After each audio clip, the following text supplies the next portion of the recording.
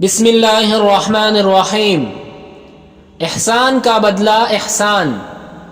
ایک نوجوان نے کسی مشکل وقت میں ایک بوڑھے کی مدد کی تھی۔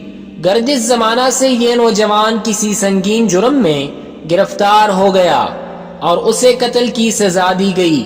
سپاہی اس کو لے کر مقتل کی طرف روانہ ہوئے تو تماشا دیکھنے کے لیے سارا شہر باہر نکل آیا۔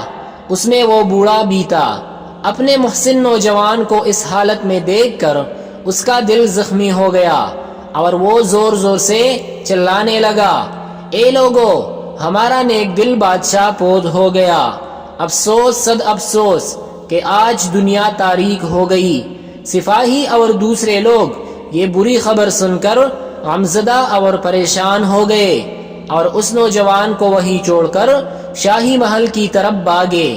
بوڑھے نے فوراً نوجوان کی زنجیریں کھول کر اسے بھگا دیا اور خود اس کی جگہ بیٹھ گیا۔ سپاہی محل میں پہنچے تو بادشاہ سلامت کو زندہ سلامت موجود پایا۔ غصے میں آ کر واپس ہوئے تو نوجوان کی جگہ بوڑھے کو وہاں بیٹھے دیکھا۔ اسے گرفتار کر کے بادشاہ کے سامنے لے گئے اور سارا قصہ بیان فرمایا۔ بادشاہ نے غضبناک ہو کر پوچھا کہ اے بڈھے، تو نے میرے مرنے کی خبر کیوں اڑائی؟ آخر میں نے تیرا کیا بگاڑا تھا؟ بوڑھے نے ہاتھ باندھ کر عرض کی، جہاں فنا، میرے جھوٹ بولنے پر آپ پر کوئی آنچ نہیں آئی، لیکن میرے محسن نوجوان کی جان بچ گئی۔ پلا وقت اس نے میرے دستگیری کی تھی، آج اس کو مصیبت میں گرفتار دیکھا تو انسانیت اور جوامردی نے تقاضا کیا کہ اس کی مدد کروں، اس لیے میں نے یہ حیلہ اختیار کیا۔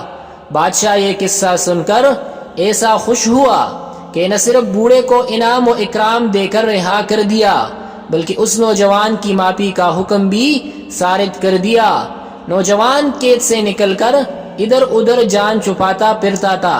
کسی نے اس کو معافی کی خوشخبری سنائی اور پوچھا کہ تیری جان کیسے بچ گئی؟